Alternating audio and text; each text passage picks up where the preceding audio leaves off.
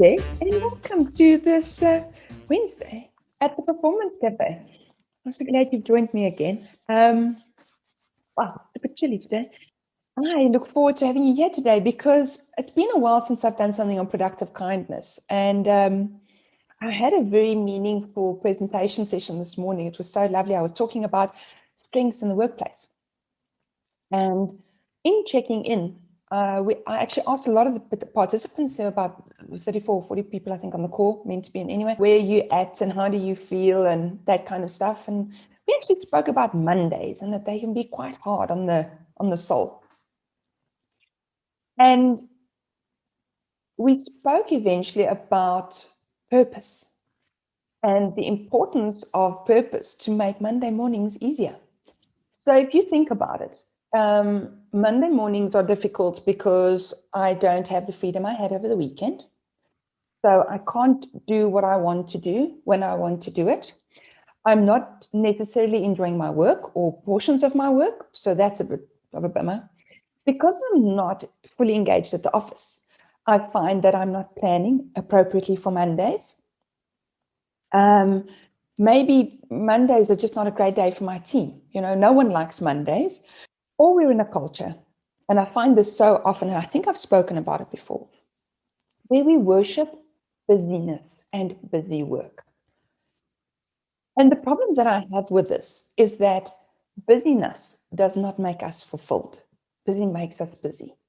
Busy depletes our system because of stress and cortisol. It depletes our relationships because we don't have time to build meaningful relationships with each other because we're too busy putting out fires. So busyness to me is just like the world's worst disorder we can have right now. And so a lot of the people on the call actually admitted to being quite anxious on Monday mornings and said, you know, well, what do we do? What's important for people like myself who are solopreneurs? What may be important for managers to work with their teams on, or even team leaders to work on their teams with their teams on, is understanding this need for purpose, this need to motivate to get to a point. So some people go, oh, well, I get paid, I don't need a purpose. I actually disagree entirely. Being paid is not a purpose. Being paid puts money in the bank. It fills my tummy, but it doesn't fill my heart. And so we have to find ways of filling people's heart at work. And how do we do that? Well, firstly, as a strengths coach, and you know I'm going to say strengths. But the reason for that is because our strengths are very closely correlated to our values. It's a bit of uncertainty whether the strengths cause the values or the values cause the strengths, or, you know, is there actually even a one-directional interaction there? But I would say, take a look at strengths. What do people do really well? And how's about lining them up for more of that kind of work, especially first thing in the week? The other thing is, what do they think is important in their role? So, for example, if you think as a manager that a Monday morning meeting is important to get everyone going, but everyone else hates having a meeting, they'd rather come in and structure their week and have the meeting on a Tuesday so that they go in more prepared for whatever had come up over the weekend. Well, if they feel that that creates more motion, it's worth looking at it, because if they feel they're creating motion, if they feel that they are progressing, that's going to help them feel more successful.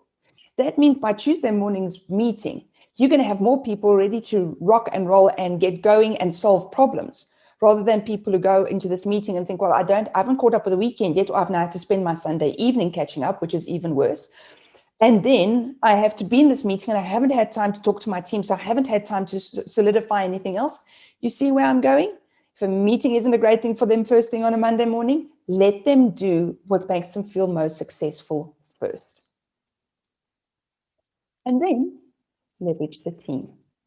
Teach the team to support each other. Because what happens is when we come in on a Monday morning and we're not feeling great, then if the team knows that there's psychological safety in the team, if the team knows everyone's got each other's back, well, then there is more willingness to take on the risk. There is less stress, more collaboration, cooperation.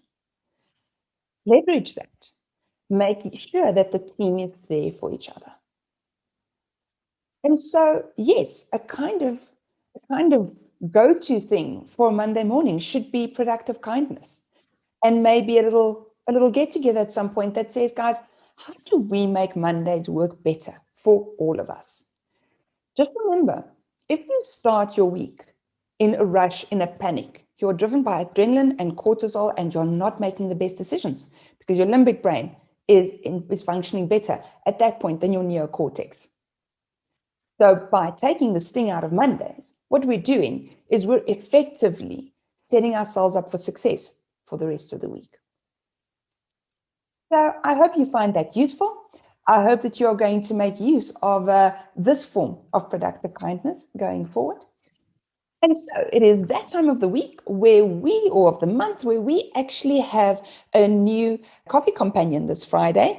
And it's our old friend of ours, Carl Bates, and he's returning to talk to us about the contribution compass. I look forward to hearing that from him. The previous discussion we had about boards was so amazing. And I'll have special lady guests for Women's Month as well. If you found us on YouTube, thanks so much. We love seeing you there. Please follow, like, subscribe, do what you all have to do so we can let you know. Oh, and click on the notification, then we'll let you know when the next video is available. And then if you found us on LinkedIn or Facebook, we're great to see you there. Please like, share, and comment, because we would love to hear from you. And then I look forward to seeing you on Friday at the Performance Cafe.